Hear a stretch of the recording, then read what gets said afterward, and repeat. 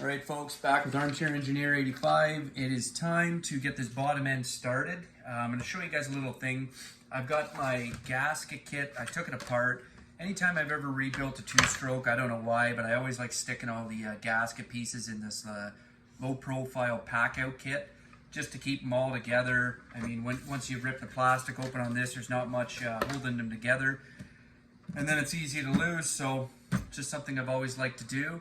So the first thing we're going to do is we're going to isoflex both the PTO and the mag bearing side on this crankshaft here. And I have the exact amounts that we're going to need. So that's why I've got my syringe over here, and we're going to start on that. So we're going to start on the mag side here. The mag side has these smaller bearings compared to the PTO. And according to the Skidoo factory manual, the mag side calls for 5 milliliters of isoflex grease. So I've got it propped up here just so I can freely spin this.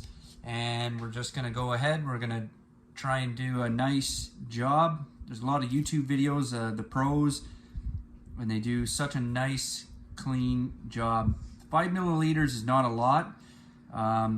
PTO side, or sorry, mag side isn't as crucial as the PTO side. That's why the bearings on the PTO side are quite a bit bigger.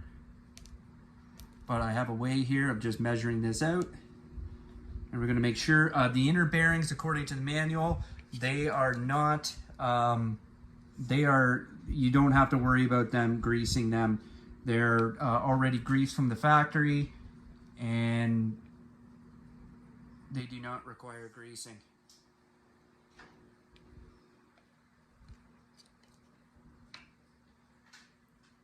So I'm just going to run my finger along here, and we're just going to make sure, and if you keep spinning this bearing, it'll move the grease downwards.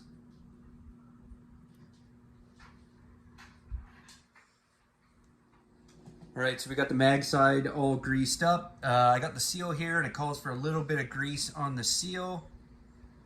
So we will oblige. Let me just slide that in like so.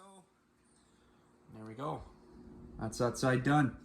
Okay, so now we're on to the PTO side. Look how freely that spins. That's nice to see. So the other side took 5 milliliters, and this one takes 19 millimeters, so almost 4 times as much. So we're going to go ahead here and start applying it.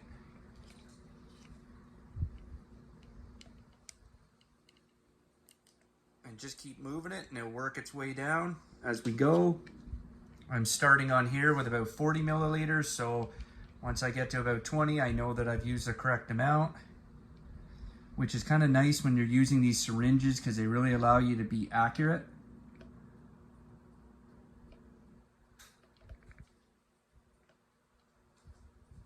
But if you keep turning it, like I said, it just keeps working its way down.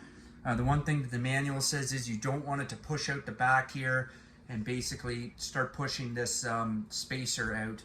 So I'm just going to keep working away at that, and I'll show you the final result. Okay, so there's the PTO side, nice and greased. I used about, I mean, it already had grease in it.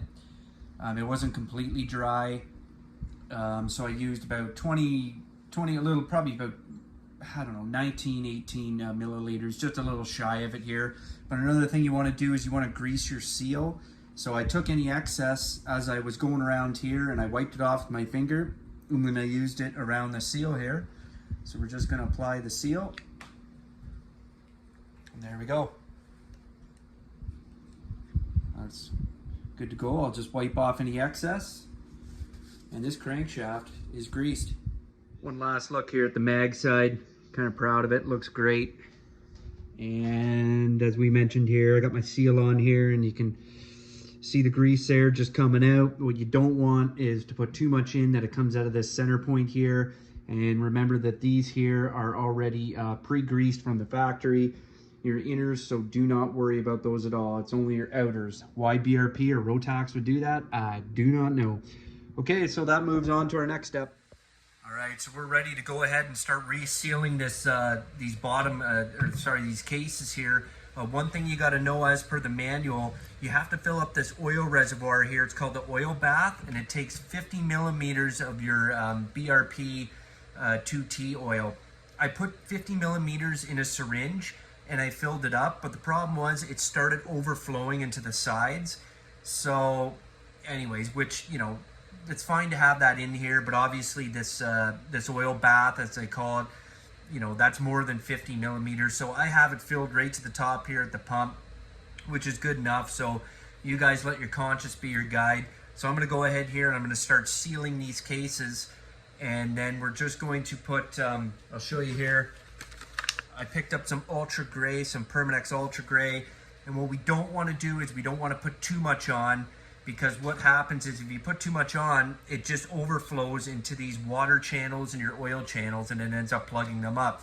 I know a lot of people are concerned about not having enough on for sealing, but if you go too much the other way, it won't work. So we're going to get the sealant on here. We have about a 10-minute window. I'm not going to rush. Obviously, you know what, you want to do the best you can in 10 minutes, but you don't want to rush and miss any steps. So I'm going to begin sealing these. Okay, so we got the bottom half sealed. It's time to set the crank in. The one thing that we got to make sure that we do is we've got these alignment pins on the bearings, and we want to make sure that they line up, because there's a groove down here. Right down here you can see on the the water pump side. So I'm going to just pre-turn them to make it easier.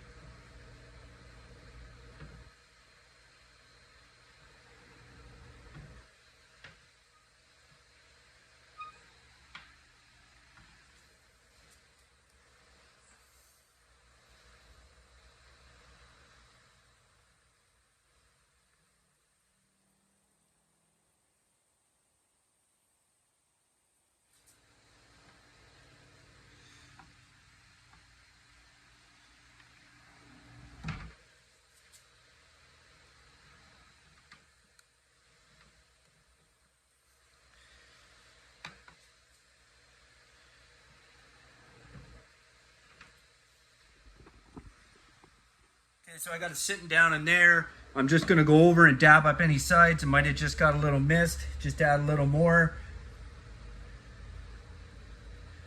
And we'll put the top half case on and start torquing this down. All right, on goes the top half.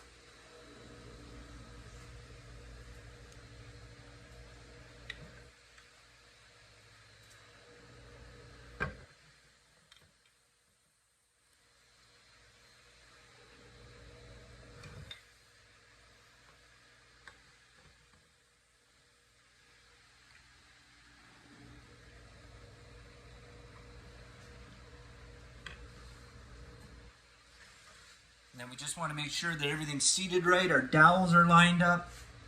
We got a dowel here and a dowel here. You don't want to force anything. You can give it light little taps here with your mallet. Make sure everything's seated. And we can start torquing this down. Okay, so the first two we have are these little guys right here, and we got to put them down and then torque them to 97 foot-pounds of torque.